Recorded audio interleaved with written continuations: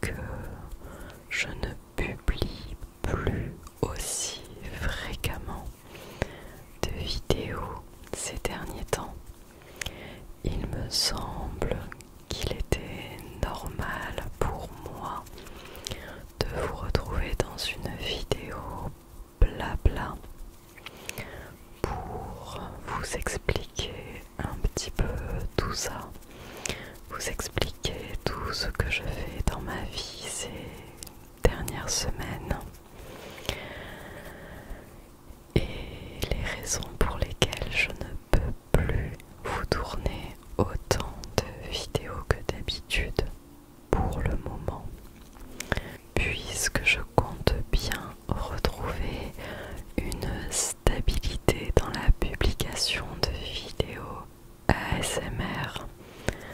Mais pour le moment, il est compliqué pour moi de me dégager du temps pour pouvoir tourner et monter et publier du contenu.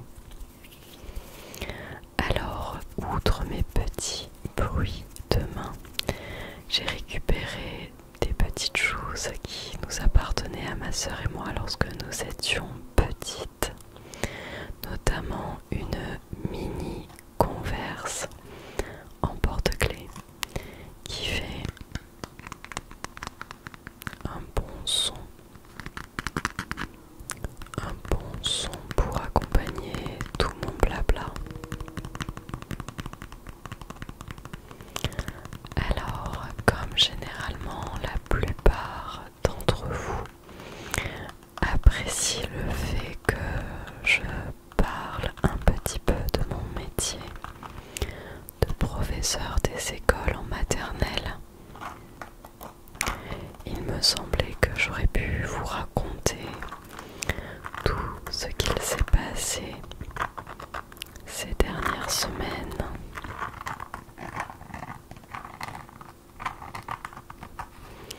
Comme vous le savez, nous sommes dans la dernière période et nous nous approchons petit à petit des vacances scolaires qui débutent le 5 juillet si je ne me trompe pas.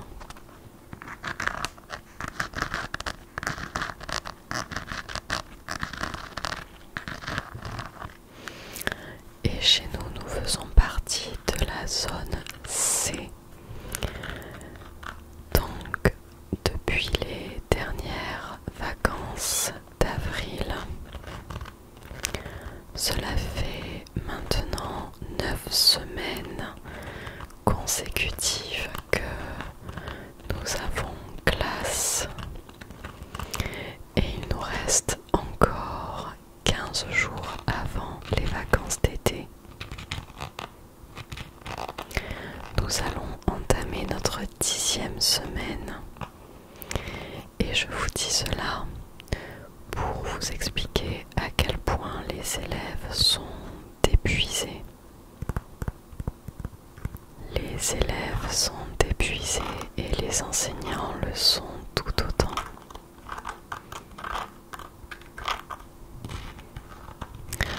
Généralement, lors d'une période entre deux périodes de vacances de 2 semaines, nous avons classe entre 6 à 7 semaines consécutives. Et cette dernière période, pour nous, surtout la zone C, nous qui avons été les premiers à avoir nos vacances d'avril, ça nous fait une dernière période à 11 semaines avant les vacances d'été, ce qui est énorme, ce qui est pratiquement le double d'une période habituelle, et c'est ce qui justifie la fatigue des élèves. En classe, nous le ressentons étant donné qu'ils sont beaucoup plus nerveux, beaucoup plus fatigables, de moins en moins motivés pour travailler. Et c'est très compliqué.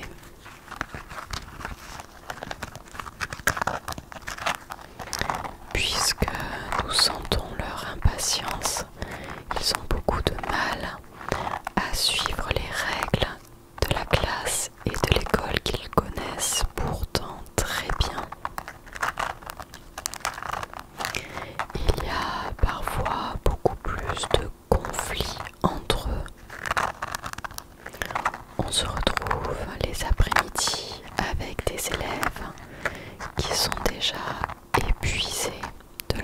matinée et qui demande plus souvent que d'habitude de pouvoir se reposer, se poser un petit peu. Et puis voilà.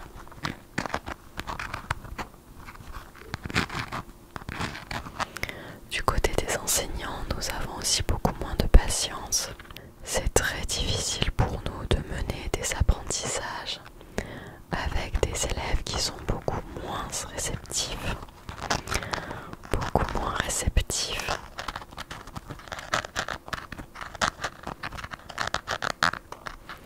qui essayent de bâcler davantage leur travail pour pouvoir aller jouer. Mais bon, je vais essayer d'utiliser un autre trigger qui ressemble au premier. C'est une autre petite Converse en porte-clés, cette fois-ci elle est rouge, sans paillettes. Mais elle fait un bon son.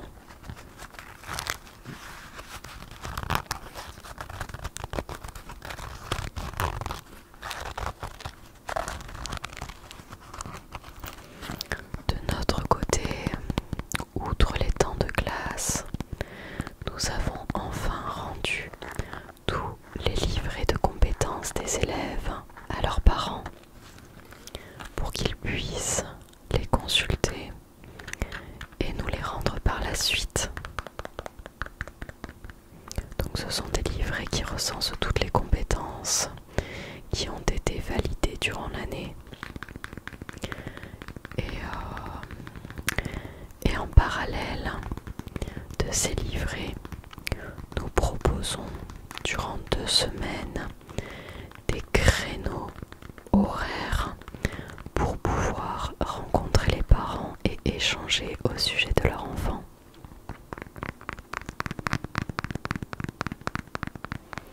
Ce qui est aussi très épuisant et très prenant, puisqu'en dehors des horaires de classe, nous restons sur l'école entre midi et 2 et le soir pour rencontrer des parents.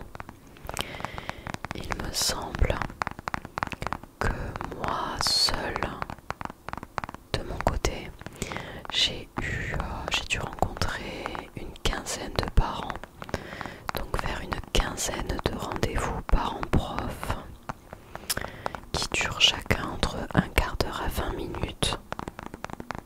Donc si vous additionnez tout ça, vous voyez le temps en plus passé sur l'école, rien que pour les rendez-vous parents. Nous avons évidemment eu aussi notre conseil d'école, le dernier conseil d'école avant les vacances, où nous faisons le bilan avec certains parents d'élèves de l'année scolaire. Nous faisons aussi des perspectives pour l'année prochaine, notamment sur les effectifs de classe, sur l'agencement des classes par niveau qui peuvent changer d'une année à l'autre, et sur tous les projets menés durant l'année et les projets à venir lorsqu'il en reste.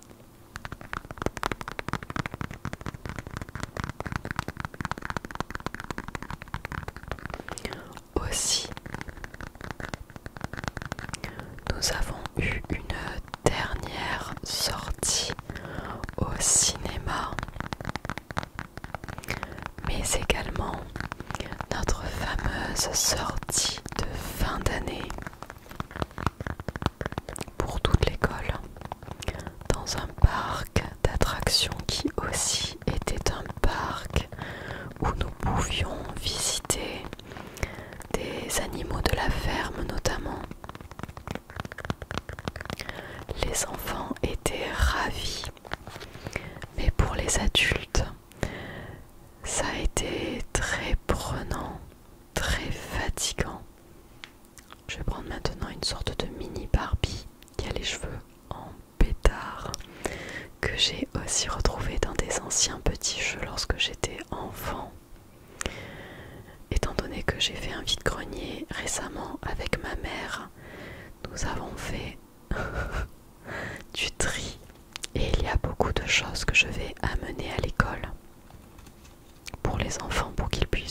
jouer, surtout sur le temps Clay.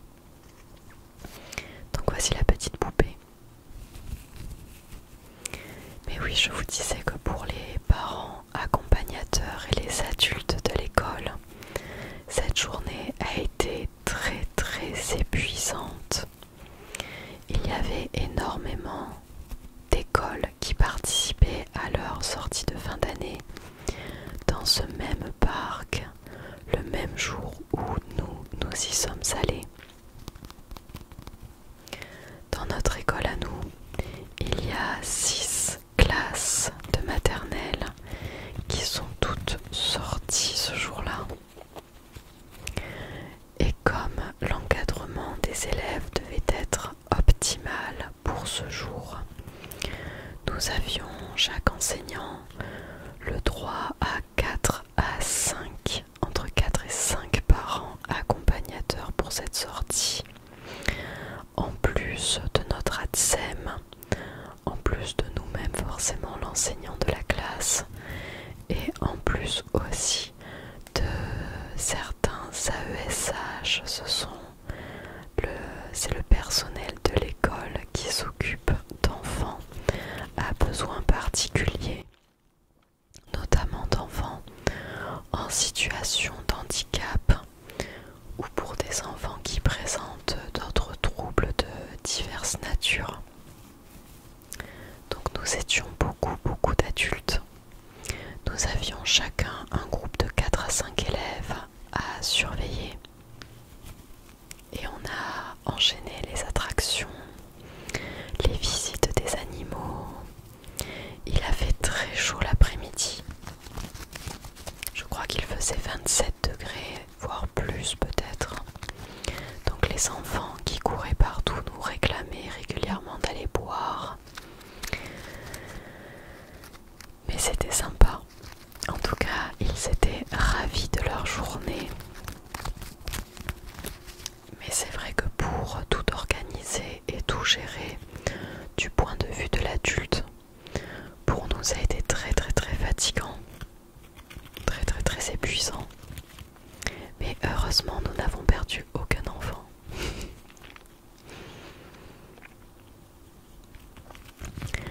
Et comme on y passait toute la journée, ils avaient chacun leur petit pique-nique.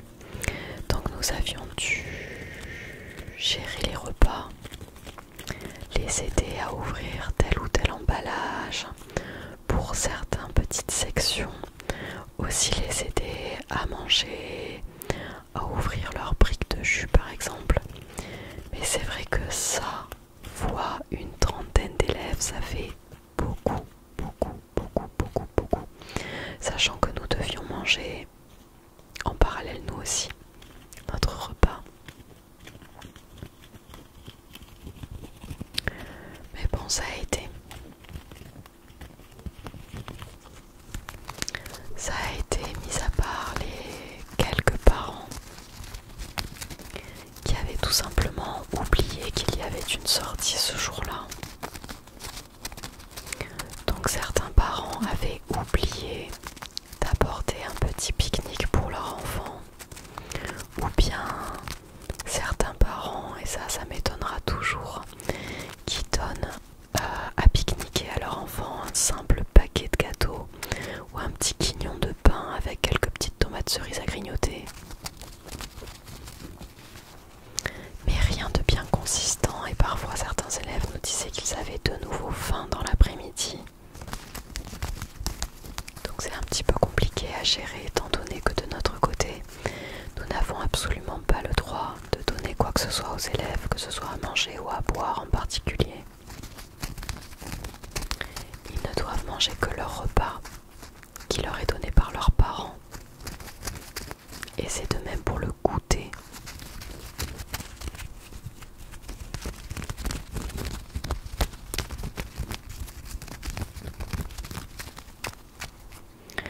Mais bon, voilà pour cette sortie. J'ai repris la petite converse.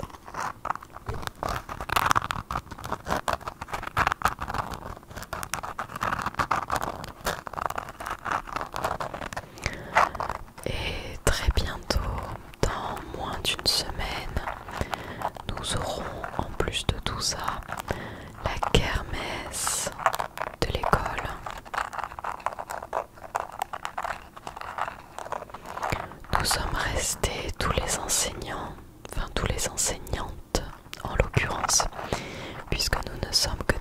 sur l'école enseignante. Nous sommes restés tout un mercredi après-midi pour organiser la kermesse minutieusement, pour organiser tous les stands, tous les différents temps de la journée, entre le spectacle de fin d'année de chaque classe, le buffet pour les parents et les enfants,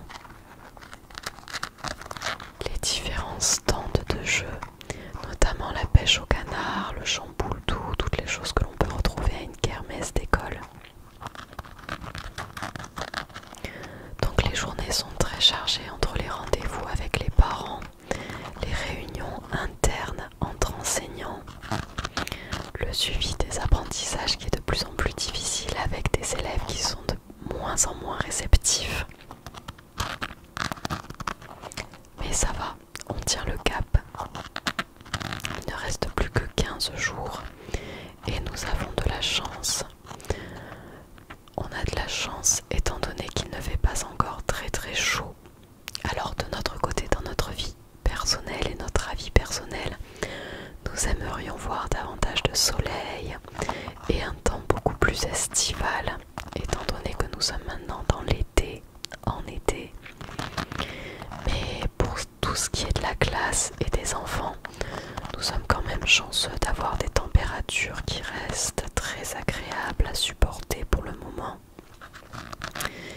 puisqu'il m'est arrivé de connaître des fins d'année beaucoup plus chaudes à cette période de l'année, en juin et juillet, juste avant les vacances, notamment des canicules à plus de 30 degrés. Et c'est tout simplement insoutenable de rester dans une classe avec une trentaine d'élèves en bas âge qui forcément s'échauffent et chauffent la pièce et qui ne le vivent pas très bien. Cette année en particulier, où il avait fait très très chaud, nous avions organisé quelques jeux d'eau dans la cour de récréation et on sortait très régulièrement, on ne restait pas dans les classes, quitte à faire école dehors, tous dehors, mais à l'ombre bien sûr, mais on ne restait pas à l'intérieur, puisque même avec quelques ventilateurs, c'était totalement étouffant de rester dans les pièces. D'ailleurs, sur l'école, ils sont justement venus nous installer des ventilateurs en plus pour pouvoir supporter ces chaleurs-là.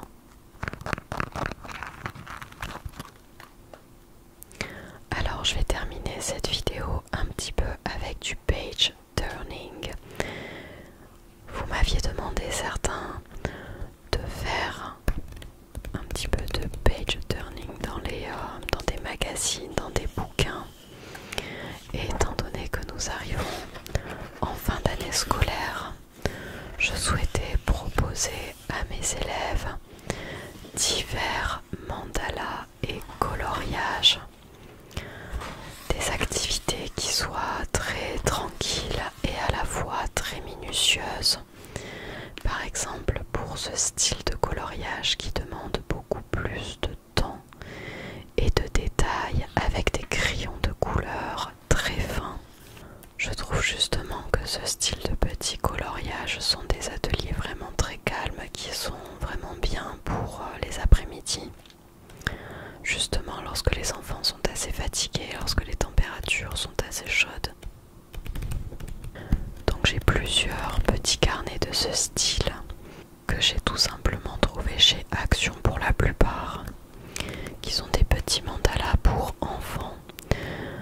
Alors bien sûr je ne les colorie pas moi-même, mais je les garde pour pouvoir en photocopier au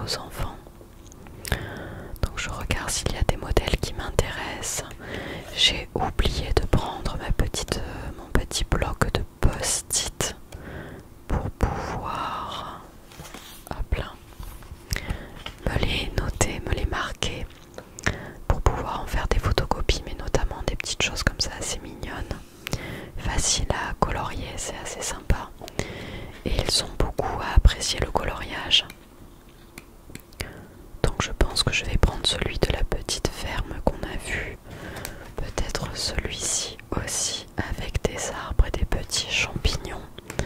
Je vais en photocopier plusieurs et leur laisser tout simplement le choix de celui qu'ils souhaitent colorier. Là, il y en a un petit peu bizarre avec plein de choses différentes qui sont regroupées dans un coloriage alors que c'est totalement incohérent.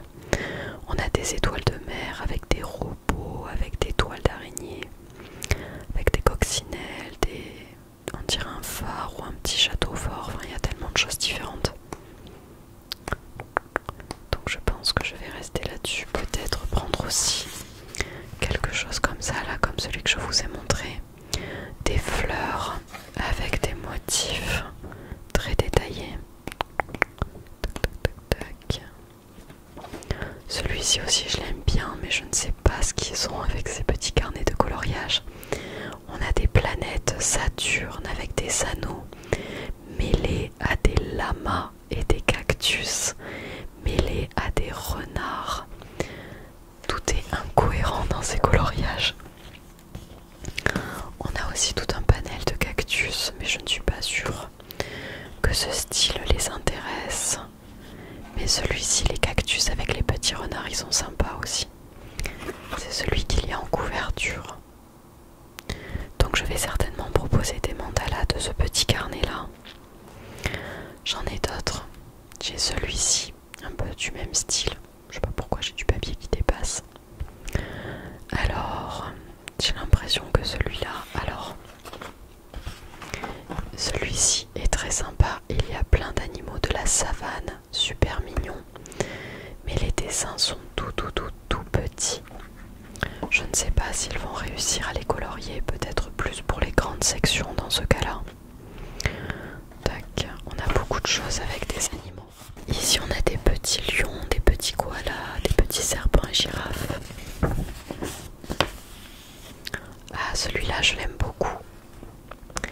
C'est tout un panel d'animaux, des rhinocéros, des hippopotames, des tigres, des tortues, des girafes, des zèbres. Plein d'animaux qui sont mélangés comme ça, agglomérés et qui sont sympas à colorier. Alors ici on a des iguanes avec des babouins et des zèbres. Autre style. Ces-là sont un petit peu plus simplés et le fait que le zèbre est répété plusieurs fois, j'ai peur que ça les lasse. On en a avec des zèbres et des ours polaires. Avec des éléphants et des singes. Il me semble que celui-ci, je l'avais déjà proposé à des élèves une précédente année. Il m'en reste des coloriages comme ça. Qu'est-ce qu'on a d'autre? Ici on a des petits tigres et des petits singes. Des kangourous avec des feuilles de palme. Des toucans. Des léopards. Des singes. Des fleurs. Des feuilles, ils sont un petit peu trop simplistes celles-là. J'aime moyennement. Des léopards ou des jaguars qui bondissent. Qu'est-ce qu'il y a d'autre? Des singes. Il y en a vachement d'autres en fait. Alors, des caméléons, des papillons, des crocodiles. Un éléphant avec des hiboux en fait. C'est assez rigolo parce que ce sont quand même des animaux qui ne se croisent jamais dans la nature parfois et qu'ils sont regroupés sur un même coloriage. C'est particulier. Donc je vais regarder aussi dans ce petit carnet. J'ai aussi des mandalas. Oui, je décale ma jambe. J'ai aussi des carnets de mandalas qui sont beaucoup plus dédiés aux adultes. Mais j'ai remarqué que mes élèves adoraient ça. Des rosaces de ce style, des mandalas comme ça, avec beaucoup de motifs. Ils aiment beaucoup.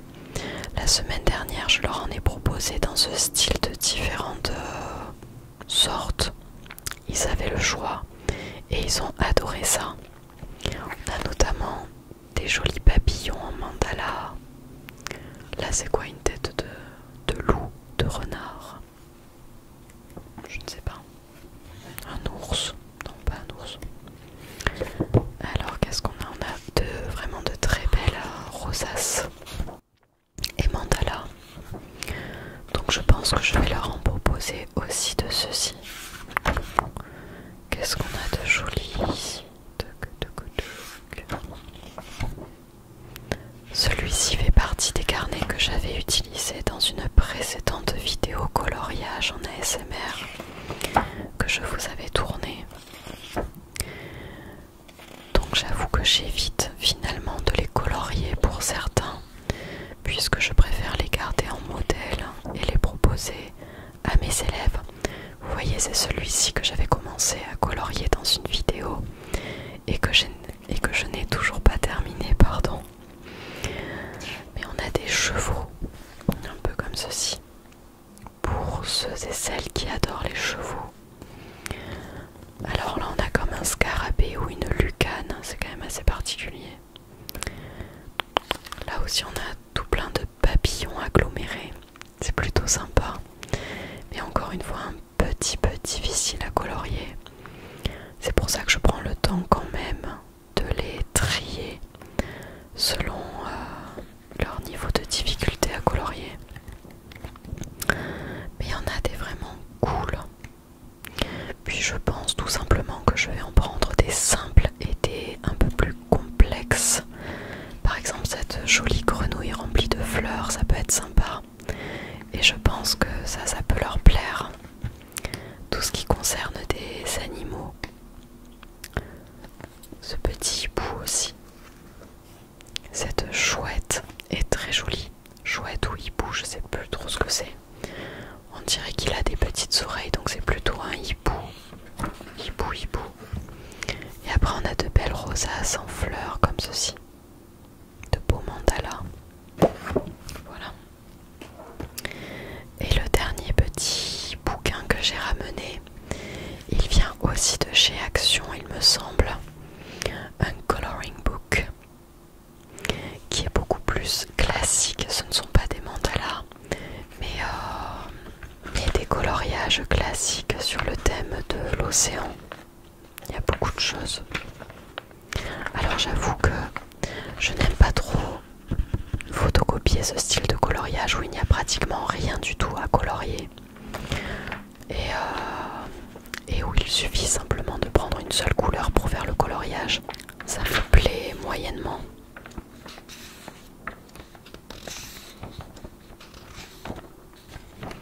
Mais il y en a d'autres qui sont un petit peu plus sympas, comme cette pieuvre, ce poulpe avec les coraux.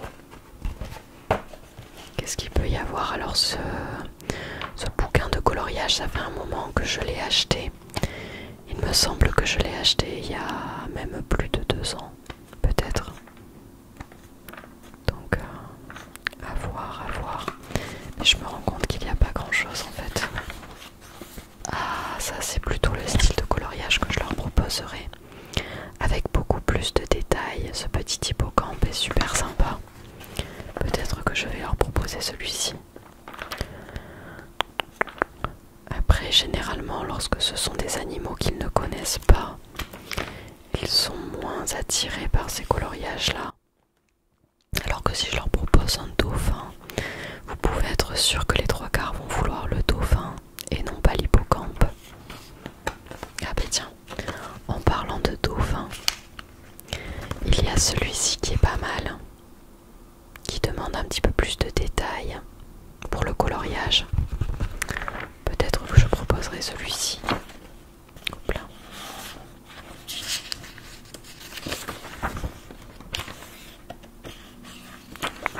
Ça me fait penser à la petite sirène, tous ces coloriages sur le thème de l'océan. Mais il n'y en a pas beaucoup finalement. Ah ben ça, typiquement, je peux vous dire que sans faire de cliché, si je propose la petite sirène à colorier comme ceci, je vais avoir beaucoup de filles et même des petits garçons qui vont adorer colorier celui-ci parce que ça fait partie des personnages fantastiques qu'ils retrouvent régulièrement dans leurs bouquins, les dessins animés, tout ça. Donc je vous dis, ça dépend vraiment de la proximité, des choses qu'ils connaissent et de leur goût tout simplement. Enfin voilà. Voilà. Alors il est temps pour moi de vous laisser. Cette vidéo est déjà bien longue. Mais bon, au moins ça me permettra de vous présenter mes excuses par rapport au manque de vidéos ces derniers temps. Je sors très peu de vidéos, donc au moins celle-ci sera un petit peu plus longue et vous permettra de passer un petit peu plus de temps avec mes chuchotements. Et j'espère évidemment qu'elle vous aura